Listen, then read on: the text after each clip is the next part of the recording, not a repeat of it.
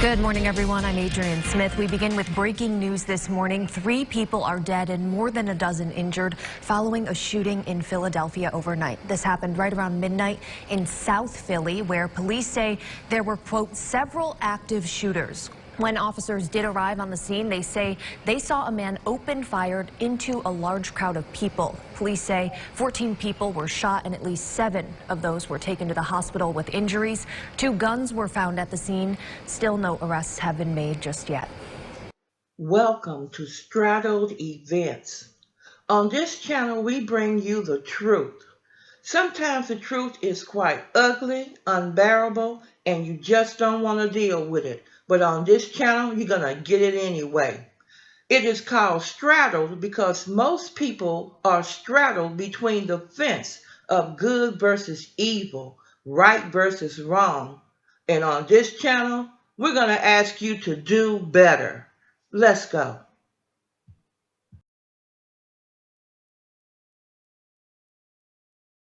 Okay, Inspector D.F. Pace, P-A-C-E.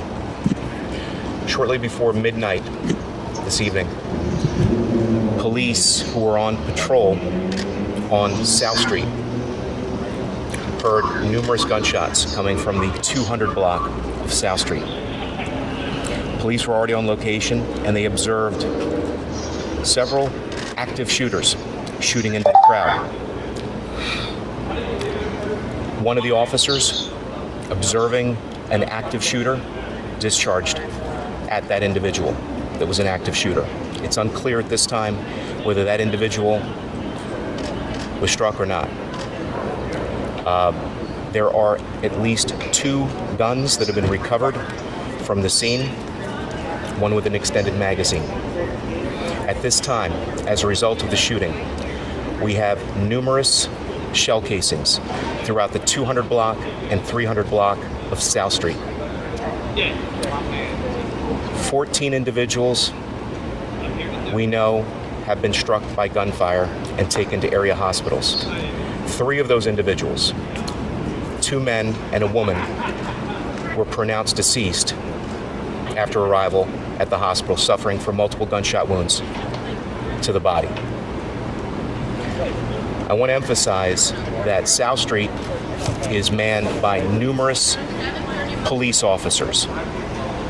This is standard deployment for Friday and Saturday nights, weekends, and especially during the summer months. I'd be more than happy to answer any additional questions if I can at this time.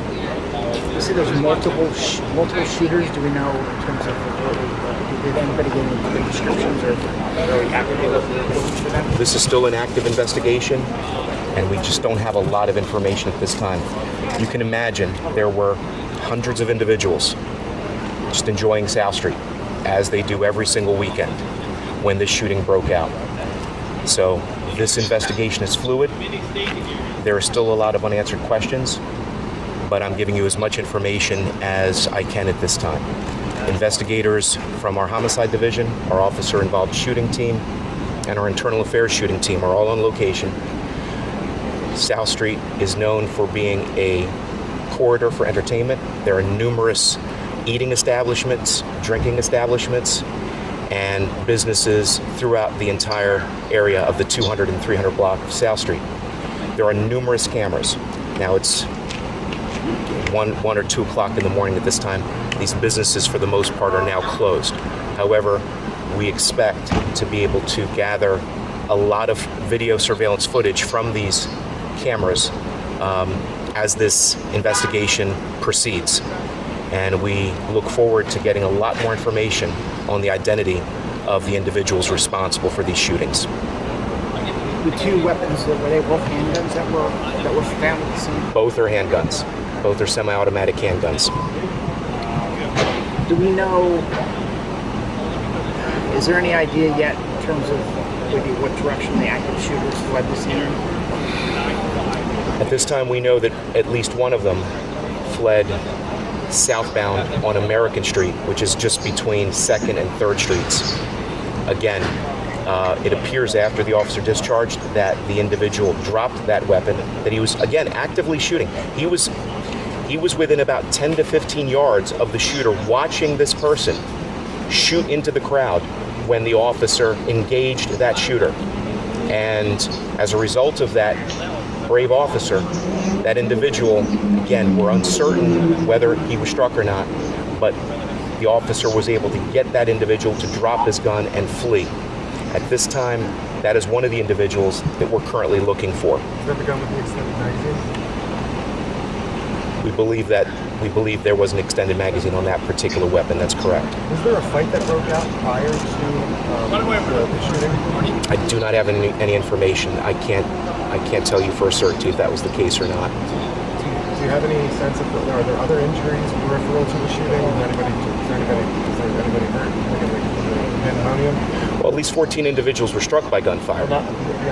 In addition to that, we don't know if individuals may have, been injured running away. Obviously, as the shooting broke out, you have large crowds that are fleeing the area. And how long did the shooting last from starting at 2nd and South to it's going this way, westbound? The shooter that the officer engaged was standing at American and South, shooting in a westerly direction at the time he was engaged. The officer was, again, just about 10 or 15 yards just east of him when he saw this individual shooting at the crowd and engaged. Your initial question had to do with whether or not the weapon that the shooter had. That shooter had the extended magazine. That weapon that was dropped did have an extended magazine. At this time, I can say that there are just multiple casings throughout this area on the 200 and 300 block of South Street. It has been a violent holiday weekend here in Philadelphia. More than 36 people were shot over the past 3 days, including a hail of gunfire tonight, leaving 70 shell casings littering the crime scene. Monday night, I'm Walter Perez, Gray's off. Shari will be here at 11. The big story in Action News is gun violence, taking a horrific toll over the holiday weekend in Philadelphia. The city has already surpassed 200 homicides for the year. Action News reporter Brianna Gallagher joins us live outside police headquarters with what we know so far. Brianna. Hey, Walter, that's right. The city of Philadelphia continues to see violence. People we spoke with are scared. They don't even want to leave their homes. In North Philadelphia tonight, almost 70 shots were fired just blocks away from Temple's campus. Police say one person is dead while the other is in critical condition. We're very fortunate, given the amount of rounds that were fired, that more people were not struck by gunfire. A large crime scene spanning 2 to 3 blocks was taped off while police investigate a double shooting at 18th and Oxford in North Philadelphia. According to police, a group of individuals on foot, all armed with guns, were targeting at least 2 individuals. We were able to recover 4 handguns from this incident. At least two of them, have extended magazines, high-capacity magazines. Chopper 6 captured one of the suspects being taken into custody, but officers say the other individuals remain at large. Less than 2 weeks ago, just down the block, more than 20 shots were fired, which left 5 people injured. People in the city are scared and frustrated. The city needs to wrest control of, because it's honestly out of hand. It feels like the Wild West over here. Both incidents just blocks from Temple University. Homes in the area are occupied by students and families. It's scary. It's honestly scary because we're just trying to go to school and get an education, and this is the stuff that we have to worry about all year long. Sadly, it wasn't just fireworks that rang out during the holiday weekend in Philadelphia. I was laying in the bed with my daughter and heard a whole bunch of shots, and I'm like, I don't know if it's firecrackers. A father and his 9-year-old son were killed, still sitting in their car after returning home from a barbecue Sunday night. Vanessa Frame lost her husband and her son in one night. Jamel was the most fun-loving little boy ever, the most sensitive. Always want to hug you, he want to kiss you. He's just the sweetest little boy ever. Such a tragic holiday weekend. Of the 36 people shot, 13 of them did not survive. We're live